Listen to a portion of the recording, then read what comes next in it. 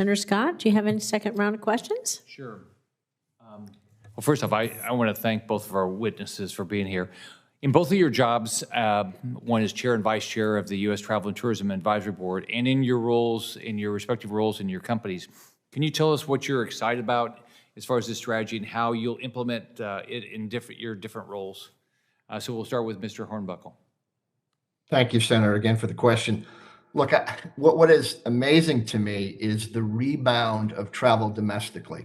Obviously, we've spent a great deal of time talking about international travel, but we're up from where we were in 2019.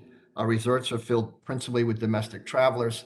And so there is a mindset, whether it's escape, whether it's a whole new mindset on life, given COVID and all that it's brought emotionally to people and their families. Travel's on, we are on fire in the context of domestic travel. Our corporate business is coming back. And now, thank you to the administration and to yourselves for lifting the testing requirements. Our international business is starting to come back. So I'm just very excited about the notion of travel, the notion of international travel of note. We're about to host next year for the first time something you enjoy hosting in Florida, F1.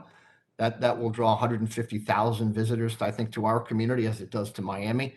And so those are the kinds of things that excite me. Basic overview. Mr. Dean? Yeah, Ranking Member Scott, I think perhaps what excites me the most is I think back over the past couple of years, the worst crisis ever in the history of this industry. If you've ever seen the movie It's a Wonderful Life, you remember the character George Bailey, who got to see what the world was like without him. And we've had our George Bailey moment. We've seen what the world is like without travel and tourism, and it wasn't a pretty picture. I'm hopeful that as we emerge from this crisis, that we have a greater appreciation for the impact of travel and tourism, not only as a huge economic generator that creates millions and millions of jobs, but also as an important source of elevating the profile of our nation and the communities therein. So perhaps a greater appreciation. And that's not just those in the public sector, that's us in the private sector as well.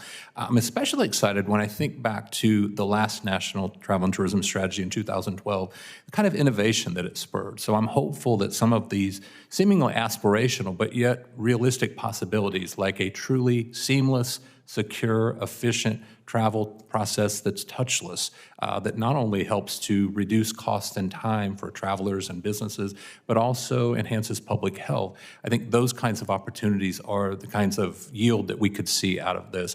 There's so many actions and strategies recommended in this National Travel and Tourism Strategy that, as I mentioned earlier, we certainly need to prioritize.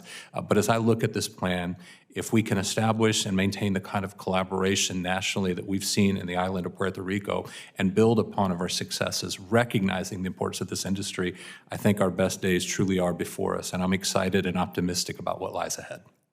Thank you. For each of you in your roles, in your roles on your jobs, what would you say were the 2 or 3 biggest things Congress could do to improve what you're trying to do in your respective roles? Senator, if I may, and thank you for the question. One thing we haven't really touched on, although I heard this conversation earlier about lakes. We have a lake in Las Vegas called Lake Mead. One of the things that concerns us and the things that at least keeps us up at night aren't the things we can control, it's the things we can't control. And so leaning into this committee, into the other agencies that impact this, Lake Mead is in trouble. We're down to 26% of its original high. It feeds 90% of our valley with water. We only get, meaning Southern Nevada and Nevada, 2% of the lake's water, but it is essential to our livelihoods and to ultimately the continuing growth and prosperity of the community. So anything and everything that can be done and focused around resources, obviously that's our example. We have other issues that are caused by rising waters, temperature change, Yellowstone that I mentioned in my opening remarks and comments, just all critical to our success. And the kind of thing that this, obviously we will focus on through TTAB, and ultimately, and hopefully this committee can help us focus on with the right federal resources to make sure that things that are as essential as water are continuing to be fed to a community like ours. So thank you. Mr. Dean? Yeah, I think one thing that we didn't touch on when we talk about the meetings and events sector is the important role the federal government can play in helping facilitate bids for these large, massive events and conventions. At times, the visa processing time, the wait time, the customs challenges, and other infrastructure issues can be a competitive impediment. So it's not looking to the federal government to necessarily lead the process, but help facilitate some of these bids, which I think would help not just our major markets, but the compression therein.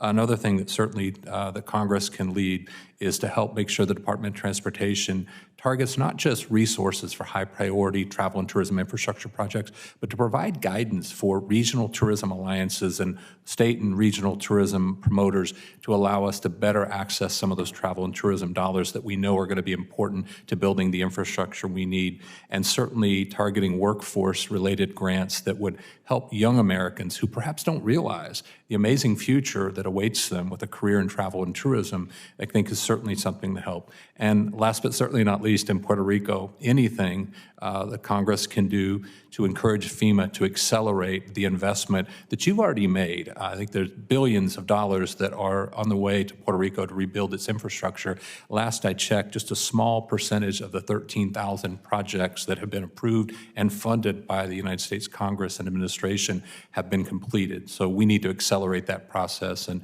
while that may not be directly up to you, anything you can do to influence that is certainly helpful to the future of Puerto Rico, not just travel and tourism, but the people overall. Thank you. Thank you, Chair.